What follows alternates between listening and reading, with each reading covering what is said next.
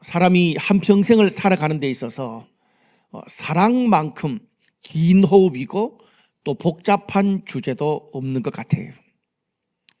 근데 사랑을 하면 좋긴 한데 누구나 할 것 없이 사랑을 위한 밀당을 하게 되어 있습니다. 왜냐하면 사람마다 서로 생각이 다르고 자란 배경 그리고 사랑에 대한 이해와 반응도 각기 다르기 때문에 그렇습니다. 서로에 대해서 아무리 좋은 감정을 가지고 있다고 해도 곧바로 모두가 커플이 되는 것은 아닙니다.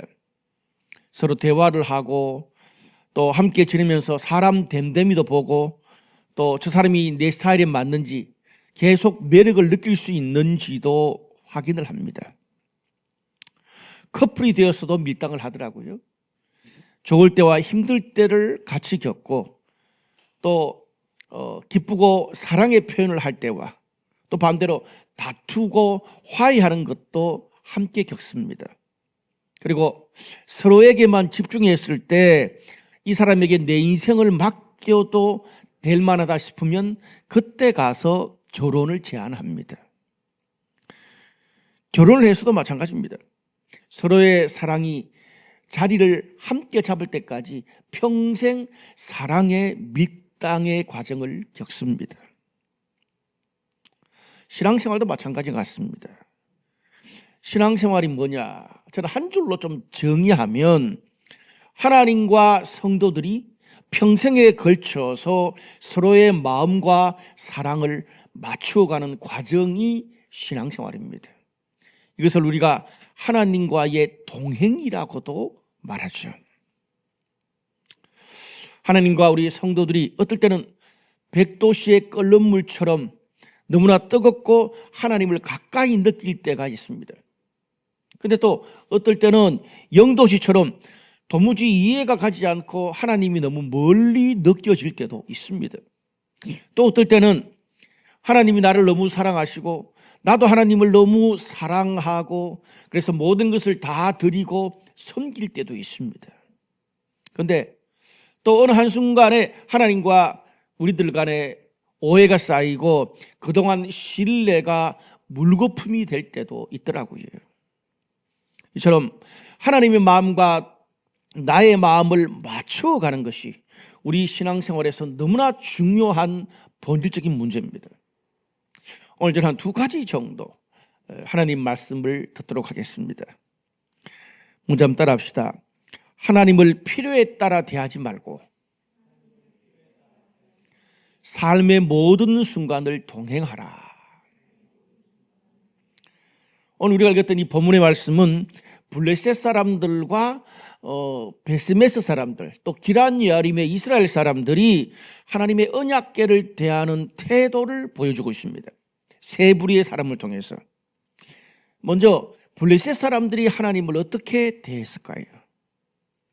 오늘 성경에 보니까 블레셋 땅에 하나님의 언약궤가 들어온 지 7달이 지났습니다. 그동안 지난번 이 설교를 통해서 여러 가지 많은 사건이 있었죠.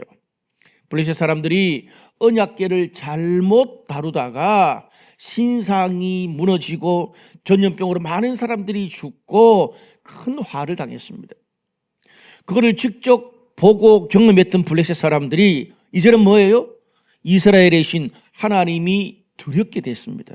그래서 오늘 본문의 2절에서 9절까지를 보면 블레셋 안에 있던 제사장들과 점술가들한테 이 하나님의 언약궤를 어떻게 다뤄야 우리가 재앙을 면할 수 있고 또 이스라엘에 보내야 될지 말지를 가르쳐 달라 그럽니다. 그러니까 그 블레셋에 있는 종교 지도자들이 이런 해답을 던져줬습니다. 너희가 언약궤를 다룰 때는 죄를 속죄하고 인간의 죄를 속죄하고 신의 분노를 달래기 위해서 속건제를 드려야 된다. 이거는 구약의 율법에도 나오는 거죠. 그런데 속건 제물을 드릴 때에 블레셋이 5개 민족이 함께 연합한 공동체였습니다. 그래서 그 땅에 내린 전염병과 재앙을 상징하는 금독종 5마리 그리고 쥐 5마리의 형상을 만들어서 신께 드리면 이스라엘의 신께 영광을 돌리게 되는 거다. 그러면 재앙이 물러갈 것이다. 그렇게 이야기를 했어요. 그리고 너희가 언약궤를 이스라엘 방향으로 보낼 때에 멍에를 매보지 않은 어린 소 2마리로 하여금 수레를 끌게 해라. 그렇게 얘기한 거예요. 거기다가 속건 제물 실어서 보내라는 거죠. 우리가 이 블레셋 사람들이 물론 뭐 그런 이 제사장들이나 점술가들 통해서 들었지만은 그렇게 언약궤를 대하는 모습을 보면 딱 2마디로 이야기할 수 있어요. 하나님에 대한 두려움, 그리고 자기 열심에 충실했습니다. 그래서 여기 보면 뭐 속건제도 나오고 하나님께 영광 돌린다는 말도 나오고, 그리고 이 멍에를 매보지 않은 소도 나오는 걸 보면 언뜻 보면 이스라엘 백성들이 하나님께 나갈 때 모습과 비슷한 것 같기도 합니다. 그런데 문제는 결정적인 부분에 가서 그들이 하나님의 율법에, 하나님 말씀에 따라서 속건 제물을 드린 게 아니라 제사장이나 점술가들이 가르쳐준 대로 한 거예요. 무슨 말입니까? 율법에 보면, 구약 성경에 보면 독종이나 쥐의 형상이 아니라 어린 양을 속죄 제물로 드려야 했습니다. 그리고 또 속죄 제물을 드릴 때에 제사장이 안수하고 그 제물을 불로 태워서 속죄제 번제를 진행합니다. 블레셋 사람들이 드린 거 좀 다르죠. 비슷한 것 같은데 결정적으로 다릅니다. 정리하면 블레셋 사람들은 정말 엄청나게 열심히 뭔가 이 자신들만의 종교적 열심으로 신에게 나아가는 것 같은데 결국은 마지막에 가서 자기 열심과 자기의 의를 위해 사는 거지, 그들은 하나님의 율법, 하나님의 말씀이 뭐라고 하는지에 대해서는 관심이 없었습니다. 그 말이 맞는 게 오늘 본문에 눈을 씻고 찾아봐도 블레셋 사람들이 이런 재앙, 이런 어려움 가운데서 하나님의 뜻이 뭔지 물어봤다거나 어떻게 하나님과 동행했을까를 고민했던 말이 단 한마디도 나오지 않습니다. 블레셋 사람들의 모든 관심은 자기 땅에서 재앙이 물러가는 것에만 있었습니다. 그래서 율법에 나오는 하나님이 원하는, 하나님이 기뻐하는, 하나님의 분노를 달래려면 하나님이 원하는 어린 양을 드려야 되는데 그러지 않고 자기 땅에서 재앙이 물러가라고 독종과 쥐의 형상으로 속죄 제물을 드린 겁니다. 오늘 거기에 뭐 블레셋 사람들이 종교적인 것들을 너무나 열심히 하고 상담을 하고 찾아가서 뭔가를 하잖아요, 종교적으로. 근데 거기에 뭐 하나님의 마음, 하나님의 성품을 알아간다거나 하나님의 뜻에 인도를 받아서 나의 삶을 거기에 맞추고 순종하는 것은 없는 거지요. 무슨 말입니까? 좀 우리 일상적인 말로 하면 평상시에 하나님과 소통하거나 하나님과 동행해본 그런 경험이 전혀 없으면서 내 삶이 힘들고 큰 일이 찾아오고 재앙이 찾아오면 그때 가서 막 예배드리고 기도도 하고 헌금도 성을 하는 거죠. 영적 벼락치기입니다. 그래서 모든 게 잘 되면 하나님께서 나와 함께 하시는구나, 재앙이 떠나갔구나, 하나님의 축복이다, 너무 좋아해요. 그런데 문제는 그렇게 하나님 앞에서 뭔가 종교적인 행동을 했는데 여전히 내 삶에 힘들고 어려움이 계속되면 그때부터 언약궤가 부담스러워서 이스라엘로 보낸 블레셋 사람들처럼 하나님, 내가 이렇게도 섬기고 이렇게도 기도하고 이렇게 신앙생활 열심히 했는데 왜 하나님의 자녀를 축복하지 않습니까? 다른 사람은 기도도 많이 들어주는데 왜 2025년 올 한 해 내 기도, 우리 가정의 기도는 들어주지 않습니까? 점점 실망해가지고 하나님과 점점 멀어지게 됩니다. 그런데 여러분, 이건 내 입장이에요. 우리도 그런 생각을 할 때가 있잖아요. 그런데 오늘은 쌍방향 소통에 대해서 제가 말하는 겁니다. 이런 상황에서 블레셋 사람들이 이렇게 행동하고 우리도 간혹 이렇게 행동할 때 하나님 입장에서 한번 생각해 보자고요. 얼마나 황당하겠어요. 관계라는 게 쌍방향 소통하는 거잖아요. 근데 여기 블레셋 사람들이나 우리 성도들이 하나님의 뜻, 하나님의 마음에는 전혀 관심이 없고 자기 입장만 생각하고 좋았다, 관계를 끊었다, 멀어졌다, 가까워졌다, 일방적으로만 결정을 하고 있는 거예요. 여러분, 우리가 사랑하는 관계, 이렇게 하나님과 관계, 그러니까 좀 어려울 수 있는데 우리가 쉽게 사람들 사이에 사랑하는 관계에서 한번 생각해 봅시다. 상대를 아무리 열정적으로 사랑한다고 해도 내 방식으로만 관심과 사랑을 표현한다면 그건 사랑이 아니고 집착이고 부담이 되는 겁니다. 사랑이 뭡니까?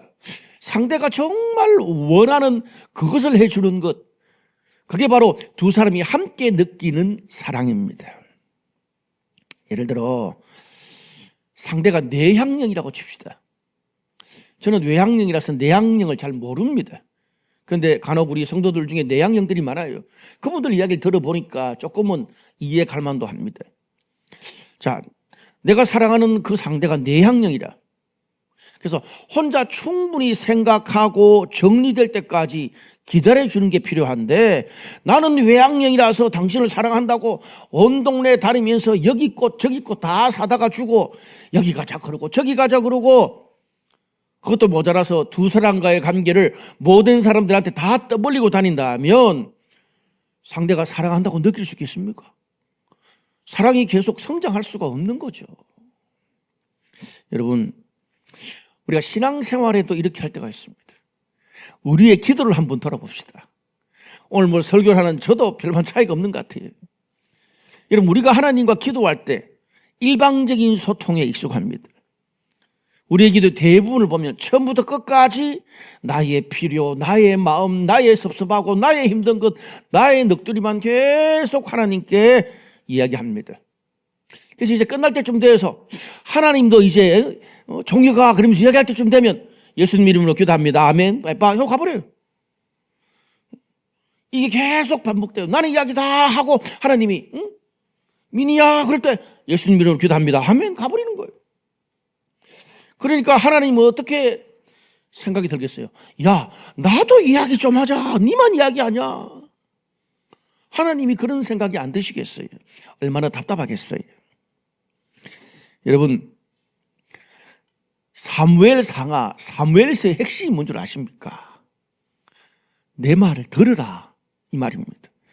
사무엘상 15장 22절, 우리가 잘 아는 구절이죠. 사무엘이 이르되 여호와께서 번제와 다른 제사를 그의 목소리를 청종하는 것을 좋아하시겠나이까? 순종이 제사보다 낫고 듣는 것이 수량의 기름보다 나으니. 다시요. 순종이 제사보다 낫고 듣는 것이 수량의 기름보다 낫다. 너희들이 드리는 수많은 예배, 수많은 종교적인 그런 거 다 좋은데 제발 내 말 한마디 좀 들어라 그 말입니다. 여러분, 우리가 이것을 일상의 용어로 이야기하면 우리가 신앙생활을 하면서 내 열심, 내 종교적 열심으로 100가지를 실천하는 것보다 하나님 뜻을 알고 하나님과 동행하면서 깨닫게 된 2-3가지를 실천하는 것이 훨씬 더 낫다는 거예요.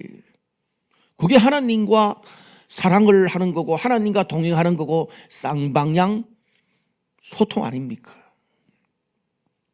여러분, 건강한 인간관계의 핵심이 뭘까요? 상대가 정말 원하는 게 뭔지를 알고 거기에 서로 맞춰가는 것입니다. 그리고 기쁜 일과 힘든 일도 같이 겪으면서 서로 도움을 주고받고 신뢰가 형성되면 어려움이 찾아와도 오늘 이 블레셋 사람들처럼 언약궤를 보내고 하나님과 멀어지는 게 아니라 오히려 어려운 일이 찾아와도 서로 신뢰가 형성되기 때문에 더 단단해집니다. 여러분, 우리가 하나님과 동행하려면 하나님의 마음과 뜻을 알아야 되잖아요. 상대를 알아야 무언가를 하지. 그러면 하나님의 마음과 뜻을 가장 잘 알 수 있는 방법이 뭡니까? 하나님 말씀에 가장 잘 나와 있죠. 예. 여러분, 그래서 우리 성도들이 하는 신앙생활의 가장 중심에 하나님 말씀을 듣고 들은 말씀을 또 셀에서 나누고 또 그것도 모자라서 개인적으로 큐티하고 하나님 말씀과 관련된 것들을 지겹도록 계속 반복을 하잖아요.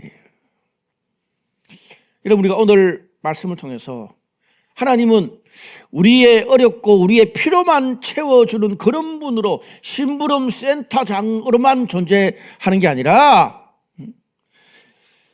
하나님 우리와 소통하기 원하세요. 동행하기 원하세요. 따라합시다. 성도들은 하나님의 쿠팡 회원이 아니라 소통하는 하나님의 자녀다. 네. 여러분, 그래서 우리가 하나님과 동행이라는 이런 차원에서 보면 우리가 따로 기도 시간을 내서 기도하는 것도 중요하지만 순간순간 하나님과 소통하는 것도 너무나 중요해요. 동행이니까.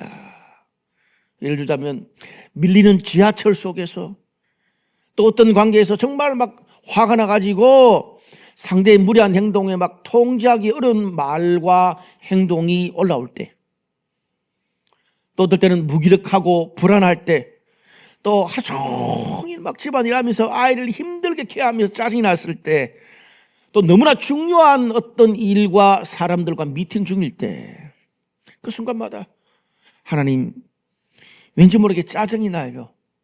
내 마음을 잡아주세요. 할 말이 생각나게 해주세요. 그렇게 순간순간 기도하다 보면 하나님이 주신 마음과 생각이 떠오를 때가 있어요. 근데 거기에 순종해 보면 하나님 정말 창의적인 분이세요. 이처럼 하나님은 우리의 필요만 채우는 분이 아니라 우리의 삶의 모든 순간에 주님의 마음과 뜻을 우리가 알고 또 나의 마음과 상을 주님이 또 알고 그렇게 서로 주고받는 소통을 원하십니다. 동행을 원하세요. 제가 오늘 설교를 준비하면서 저는 설교가 잘 안 풀릴 때 저는 어떻게 기도하냐면 이 목사의 어떤 생각하고 성도의 삶이 다르잖아요. 어떻게 하면 이걸 좀 더 쉽게 할 수 있을까? 오늘 이 본문도 굉장히 어려운 본문이에요. 근데 이걸 좀 더 쉽게 성도들한테 좀 이해할 수 있도록 하면 좋겠는데 떠오르지 않을 때가 많아요. 그때는 주로 기도해요. 오늘 설교를 준비하면서 기도했어요. 하나님, 이 부분들을 좀 어떻게 하면 좀 더 쉽게 전달할 수 있을까요? 그랬는데 막 설교문을 작성하다가 그때 하나님이 떠오르게 하신 그런 생각이 뭔 줄 아세요? 오늘 설교 중에 잠시 한번 침묵해봐라. 자, 이 시간 설교를 잠시 중단하고 한 1분 정도 시간을 드릴게요. 자, 이 시간 저를 비롯한 우리 모두가 잠시 한 1분 정도 침묵하다 눈을 한번 감아봅시다. 눈을 한번 감고 마음속으로 하나님, 이 시간 나에게 원하시는 게 뭡니까? 마음속으로 그냥 하나님께 아뢰보세요. 하나님, 이 시간 나에게 원하는 게 뭡니까? 어떤 생각 주길 원하십니까? 라고 마음속으로 한번 생각하면서 잠시 한번 하나님 앞에서 침묵해 보도록 하겠습니다.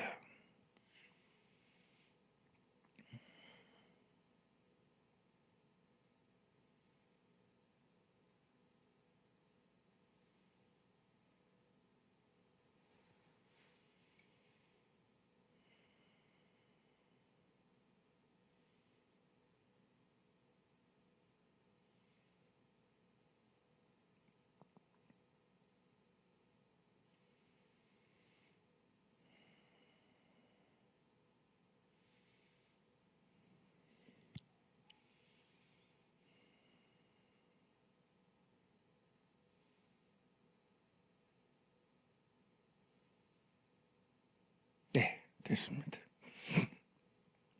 여러분, 어떤 생각, 어떤 마음이 떠오르셨습니까? 하나님 저한테는요, 그것만으로도 내가 너무 너희를 기뻐한다라는 생각을 주셨어요. 그것만으로도 됐다. 그것만으로도 내가 너희를 기뻐한다. 그런데 아무 생각이 떠오르지 않을 수도 있습니다. 그런데 우리가 이 시간 한 1분 정도 그렇게 딱 멈추고 하나님의 음성을 듣기 위해서 그렇게 하는 그 행동, 태도 하나로 하나님 우리를 기뻐하십니다. 우리가 큐티를 했을 때, 기도를 했을 때, 예배를 드리고 셀 모임을 하고 잠자리 들기 전에 오늘 하루 열받게 하는 일이나 열받게 하는 사람들 생각하지 말고 이런 하나님 앞에 침묵의 시간을 한번 가져보십시오. 하나님, 오늘 나에게 어떤 생각, 어떤 마음, 어떤 말씀 하기 원하십니까? 이런 시간을 가지면요, 저는 이런 시간을 꽤나 자주 갖습니다. 그러면 짜증나고 불안하고 답답한 마음이 엉어리가 되어서 계속 내 마음에 남지 않고 하나님이 사랑하시는 자에게 주시는 평안으로 잠자리에 들게 될 것입니다. 아멘. 두 번째로 한번 따라 합시다. 하나님을 존중하고 두려워하라. 오늘 14절에서 21절까지 말씀을 보면 블레셋에 빼앗겼던 언약궤가 드디어 이스라엘로 돌아왔습니다. 근데 제일 먼저 돌아온 장소가 어디냐면 벳세메스라는 지역입니다. 이 벳세메스라는 지역은 레위인들이 꽤나 많이 이주해서 살았던 곳이에요. 갑자기 레위인들이 나오잖아요. 이런 이유 때문에 레위인들이 거기 있었던 거예요. 레위인들이 율법을 알잖아요. 예배를 인도하고 사역을 했던 사람들이 많기 때문에. 그래서 그들이 율법에 따라서 하나님이 원하시는 번제를 드렸습니다. 그래서 블레셋 사람들이 수레에 실어서 보냈던 속죄 제물, 독점과 지혜 형상을 다 빼버리고 수레를 끌고 왔던 어린 암소 2마리를 잡아가지고 번제와 다른 제사를 드렸습니다. 무슨 말이에요? 레위인들이 하나님이 원하시는 방법으로 하나님께 나아가는 제사를 드린 거죠. 알게 된 거죠. 그런데 문제는 그때까지는 좋았습니다. 그런데 그것도 잠시 그 레위인들의 이런 노력이 물거품이 되는 그런 일이 발생합니다. 오늘 성경에 보니까 벳세메스 사람들이 하나님의 언약궤를 들여다보다가 하나님의 진노 저주를 받아서 엄청난 사람들이 죽었다라는 말이 나옵니다. 특별히 이 목사님들이 이 주제 참 좋아하잖아요. 그런데 이 본문 굉장히 중요한 본문이거든요. 자, 이 무슨 메시지일까요? 여기에 언약궤를 들여다보다라는 단어가 히브리어로 라하브라는 그런 단어입니다. 이건요, 호기심이나 구경거리로 만지거나 들여다보는 걸 말합니다. 호기심이나 구경거리도 만지는 거예요. 여러분, 이 벳세메스에서 왜 이런 일이 발생했을까요? 불과 7개월 전만 해도 하나님의 언약궤는 실로에 있는 성전의 가장 깊숙한 곳에 제사장들만 그곳에 들어가서 언약궤 앞에서 사역할 수 있었습니다. 그런데 그 신비한 언약궤가 자기 동네에 도착을 해서 동네 마을 회관 앞에 도착을 하니까 막 사람들이 막 소문이 나가 그 주변 사람들이 다 몰려와가지고 본 거예요. 얼마나 신기하고 호기심이 생겼겠어요. 이걸 좀 요즘 말로 하면, 여러분 만약에 오늘 저녁답쯤에 이 BTS가 여기 그 예술의 전당 공터에서 공연을 한다 그러면 어떻게 되겠습니까? 예배 마치고 여러분 집으로 다 돌아가겠어요? 저라 그래도 안 돌아갈 것 같아요. 아마 이 서초구나 주변에 있는 막 엄청난 사람들이 찾아가서 공연을 봤을 거예요. 그러다가 언약궤를 만져도 보고 앞에서 사진도 찍고 사인도 받고 막 와, 나 BTS 봤다, 언약궤 봤다, 신기하지? 전송도 보내고 요즘으로 하면 이 언약궤를 그렇게 대했다는 거예요. 여러분, 그런데 율법에 따르면은 이 언약궤를 어떻게 대하게 되어 있습니까? 제사장이 그 성전 가장 깊숙한 곳에 있는 그 언약궤가 보관된 거기에 들어가서 사역할 때 몸과 행실을 깨끗하게 하고, 그리고 제사장들이 입는 무거운 에봇, 요즘으로 치면 20kg가 넘는 그런 무거운 제사장이 입는 에봇을 입고 정해진 날에만 들어갈 수 있었습니다. 그런데 그런 율법을 조금이라도 어길 시에는 제사장이라도 하나님이 가차없이 죽였습니다. 오늘 본문에 나오는 벳세메스 사람들도 처음에는 언약궤를 그 동네에 살았던 레위인들에게 따로 구별해서 맡겼습니다. 그런데 시간이 지나면서 나중에는 그 제사장들도 바쁘니까 제사장들 없이 그냥 언약궤를 방치한 것 같아요. 그러다 보니까 일반인들이 하나님 두려운지도 모르고 호기심으로 구경거리로 대하다가 이런 참사 죽게 된 겁니다. 우리가 여기에서 보면 앞에 나오는 블레셋 사람들은 하나님을 두려운 존재로 알고 자기 땅에 임한 재앙을 몰아내기 위해서 자기 열심대로 하나님께 제사를 드렸습니다. 근데 반대로 베세메스 사람들은 하나님 두려운지를 모르고 아무 생각 없이 자기 마음대로 하다가 저주를 받았어요. 정리하면 블레셋 사람들은 너무 두려워서 재앙을 쫓기 위해서 너무 하나님을 두려워했고, 반대로 베세메스 사람들은 하나님 두려운지 모르고 지 마음대로 하나님을 대한 거예요. 여러분, 이것은 오늘날의 성도와 교회한테 주는 굉장히 중요한 메시지가 있습니다. 우리가 이렇게 오늘 이 본문들은 하나님을 대하는 태도를 성경에서 보여주는 거예요. 하나님을 대하는 이 태도가 어떤 면에서 신앙의 모든 것이거든요. 우리 부모님 세대 같은 경우 하나님을 대할 때 너무 율법적으로 하나님을 대하는 것 같아요. 제가 어릴 적에 내가 누누이 말씀드리지만 저희 집안에는 장로, 권사 이하가 없어요. 다 목사, 장로, 권사예요. 그러다 보니까 제가 어릴 적에 우리 집안에서 신앙의 기준에 대해서 가장 많이 들었던 말이 뭐냐 하면, 여러분 부모 세대한테 많이 들었을 거예요. 세 가지. 신앙생활은 뭐냐? 세 가지 기준이 있어요. 주일 성수 11조 교회 봉사. 주일 성수 11조 교회 봉사. 이것으로 신앙의 모든 것을 다 평가해 버립니다. 그러다 보니까 이것만 잘하면 일상에서 교회 밖에서 신앙생활 좀 못해도 신경도 안 써요. 무슨 말입니까? 이런 율법적인 것은 강한데 일상 속에서 자유롭게 하나님과 늘 소통한다거나 교회 밖에 삶의 모든 영역에서 주님 뜻대로 동행하는 것은 부족한 면이 많았습니다. 여기까지는 우리도 이해가 되는 거잖아요. 그런데 반대로 우리 젊은 세대들은 그런 부모 세대 율법적 신앙에 너무 짓눌려서 살다 보니까, 부모 세대가 너무 율법적이어서 문제였다면 자녀 세대는 신앙의 자유가 있는 것은 좋은데 율법 자체가 거의 없는 것 같아요. 무슨 말입니까? 하나님 두려운지를 모르는 거죠. 그래서 신앙의 기준이라는 게 그냥 자기 생각, 자기 감정이 힘들면 그냥 절대적 기준도 거기에 따라서 희미해지는 거예요. 신앙생활하면서 절대적으로 양보할 수 없는 게 별로 없어요. 여러분, 세상의 모든 게 넘지 말아야 될 마지노선이라는 게 있잖아요. 사회에서는 법이 있고, 그리고 다양한 조직체에서는 규율이라는 게 있잖아요. 예를 들어서 직장을 한번 생각해 봅시다. 직장에서도 근무의 가장 기본적인 원칙, 규율이라는 게 있잖아요. 요즘 기업 같은 경우에 수평적인 문화를 참 좋아한다 그러잖아요. 근데 아무리 수평적인 문화가 좋다 그래도 직원들이 지 마음대로 출근하고 싶으면 출근하고, 직장 가기 싫으면 집에서 쉬고, 또 아무 얘기도 누구한테 안 하고 갑자기 해외 놀러 가버리면 누가 그것을 자유로운 직원이라 그럴까요?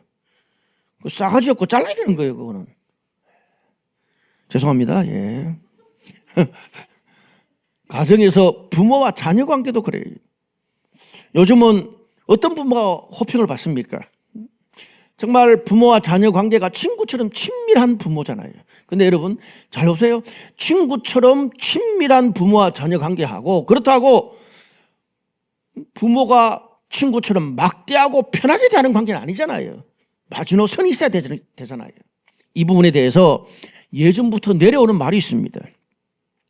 아이가 어릴 때 주변에서 모든 사람이 막 귀엽다 그러니까 아버지 수염을 잡고 막 흔든대요. 근데 아버지 수염 잡고 흔드는 거 그까지는 봐주는데 그것을 계속 놔두면 어떻습니까? 나중에 아버지 상투까지 잡고 흔든다는 말이 있잖아요. 부모와 자녀 사이에 넘지 말아야 될 선을 이야기하는 겁니다. 여러분, 그 선이 없으면 어떻게 됩니까? 친밀함을 넘어서서 버리장머리 없고 무례하게 되는 거예요. 무례하게. 그건 따꼼하게 가르쳐야 됩니다. 어릴 때부터. 오늘 벳세메스에서 이스라엘 백성들이 언약궤를 정말 무례하게 대해서 하나님이 따끔하게 교육시켜주는 그런 교훈이 오늘 본문입니다. 이처럼 우리가 신앙생활을 하면서 하나님을 두려워하고 존중할 줄 알아야 됩니다. 그렇지 않으면 벳세메스 사람들처럼 하나님 앞에 무례하게 행동하다가 어려움을 당할 수 있습니다. 우리 신앙생활에 더 큰 화를 당할 수 있습니다. 여러분, 존중한다는 말은 무슨 말일까요? 하나님을 존중한다. 하나님의 사랑과 심판을 동시에 인정한다는 거예요. 또 하나님과 자유롭게 소통하는 것과 하나님을 두려워하는 것이 동시에 있는 것. 이게 하나님을 존중하는 것이고 하나님을 경외한다라고 그러는 거예요. 근데 우리 젊은 세대들한테 우리 일반인들한테 하나님 두려운 줄 알아야 된다 그러면 여러분 구체적인 사항이 떠오르세요? 제가 여기서 막 디테일하게 이야기한 그거는 너무 율법적이고, 여러분 하나님 두려워할 줄 알아야 된다 그럴 때 구체적인 모습이 잘 안 떠오르잖아요. 제가 좀 쉽게 설명해 드릴게요. 우리가 신앙생활을 하면서 들어오고 나가고 하나님께 드리고 섬기고 관계를 맺고 또 아무도 보는 사람이 없을 때 내가 어떻게? 내 앞에 대통령이, 내 앞에 회사 사장님이, 내 앞에 경찰이, 내 앞에 시부모님이 계속 보고 있다면 우리가 어떻게 하겠습니까? 아마 예배 드리러 오는 시간부터 달라질걸요? 하나님의 말씀을 듣고 섬기는 자세가 달라질 것입니다. 그뿐 아니라 우리가 사람들과 만나서 일하고 말하는 그런 태도가 달라질 것입니다. 제가 이야기를 왜 하냐? 종교개혁자들이 이런 식으로 이야기했어요. 그래서 뭡니까? 종교개혁자들의 칼빈이나 루터나 이런 사람들의 최고의 구호가 뭐냐면 따라합시다. 코람데오. 라틴어입니다. 코람데오. 하나님 앞에 설한 뜻이에요. 우리의 모든 일, 모든 말을 하나님 앞에서 하는 것처럼 해라. 그 말이에요. 그래서 제가 아까 사장님 이야기하고 대통령 이야기하고 경찰 이야기하고 시부모님 이야기한 거예요. 하나님 앞에서는 고사하고 그런 분들 앞에서 우리가 행동한다고 생각하면 우리의 삶이 달라질 수밖에 없을 것이다. 말씀의 결론을 맺겠습니다. 오늘 본문의 베세메스 사람들이 언약궤를 무례하게 대에다가 큰 낭패를 당하고 부담스러워서 기란 야림이라는 곳으로 보냅니다. 그런데 오늘 기란 야림 사람들은 블레셋 사람들과 베세메스 사람들하고는 좀 다른 방식으로 하나님 언약궤를 대했습니다.